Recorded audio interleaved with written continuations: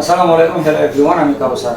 আমরা প্রচুর পরিমাণে কাজ করি কিন্তু কাজের বরকত পাই না। প্রচুর পরিমাণে পড়ি কিন্তু পড়ার বরকত পাই না, মনে রাখতে পারি না।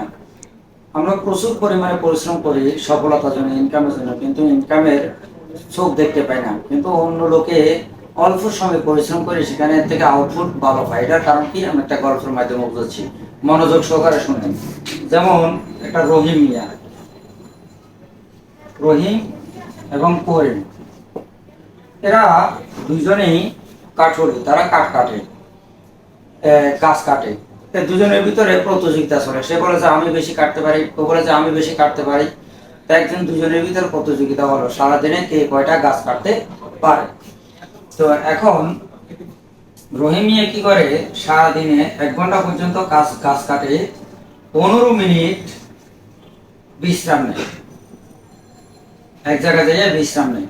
এই দিক থেকে করে মিয়া চিন্তা করে যে আমি ও তো 15 মিনিট, সে কোথায় যায় অপশন নেই, আমি 15 মিনিটও কি করবো, গাছ কাটবো, যাতে করে তার থেকে আমি বেশি গাছ কাটতে পারি।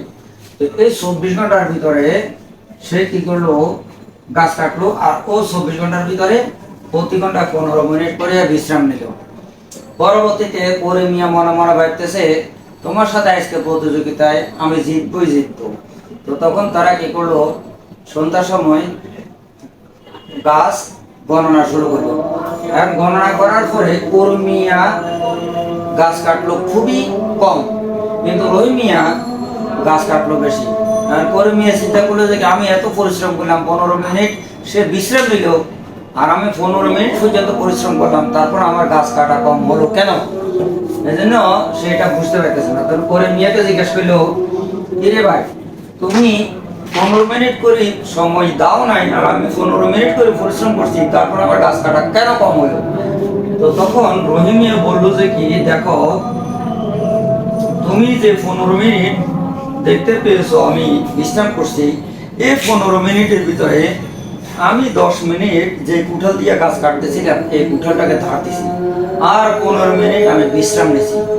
আর এই বিশ্রাম আর কুঠাল ধারটা দেওয়ার কারণে তোমার থেকে আমি গাছ বেশি কেটে ফেলছি, কারণ তুমি তো দাঁড়ো দাও নাই, বিশ্রাম নাও নাই। তোমার একটা গাছ কাটতে 1 ঘন্টা সময় লাগলে আমার সেই গাছ কাটতে আমার 30 মিনিট সময় লেগেছে, কারণ আমার কুঠালের ধার বেশি ছিল। টোটালি কথা, আমরা এই গল্প থেকে কি শিখলাম, মোরাল অফ দ্য স্টোরি, যে আমরা যারা টাকার পিছনে ঘুরতেছি, আমরা প্রতিষ্ঠানে চাকরি করতেছি, প্রতিষ্ঠানে যারা আমাদের কর্মচারী আছে, তাদেরকে যদি আপনি মনে করেন যে আউটপুট বেশি নেবেন, প্রচুর পরিশ্রম করাবেন, 12 থেকে 14 ঘন্টা তাকে লিস্ট করে দিলেন, 14 ঘন্টা তোমাকে কাজ করতে হবে, এতে করে আসলে কাজের বরকত পাবেন না। কারণ কাজটা করবেন কি দিয়া, আপনার মনোযোগ দিয়া, আন্তরিকতার সাথে করবেন, আপনি ব্রেন দিয়া করবেন। তো আপনার যদি শরীর সুস্থতার জন্য, আপনি এক্সারসাইজ করার জন্য, আপনি যদি একটু বিনোদনের জন্য ভেরিয়েশন শেষ না করেন, আপনার যদি আপনার এমপ্লয়ীদেরকে যদি আপনি কোথাও ট্রেনিং এর জন্য না নিয়ে যান, কোথাও ভ্রমণ করতে না নিয়ে যান, তাহলে আপনি কাজে বরকত নিজেও পাবেন না, ওদেরকে দিয়ে আপনি আউটপুট আনতে পারবেন না। কারণ আমরা কাজ করি, আমরা বড় বড় কাজগুলো আজকে দেখেন পৃথিবীতে ইতিহাস তৈরি করেছে, যারা বিলিয়নার হয়েছে, যারা আজকে প্রযুক্তিতে এই পর্যন্ত নিয়ে গেছে। এই প্রযুক্তিগুলো কোথা থেকে আছে? এই প্রযুক্তিটা মাথা থেকে এসেছে। মাথা মানে কি, কুঠালের মতো ধার দিয়েছে, মেডিটেশন করছে, রিল্যাক্সে চিন্তা করছে।